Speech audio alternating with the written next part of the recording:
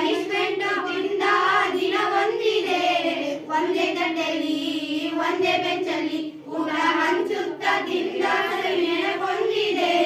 ನಾನಾಡೋ ಉಸಿರಲ್ಲಿಯೂ ಮುದ್ದಾದ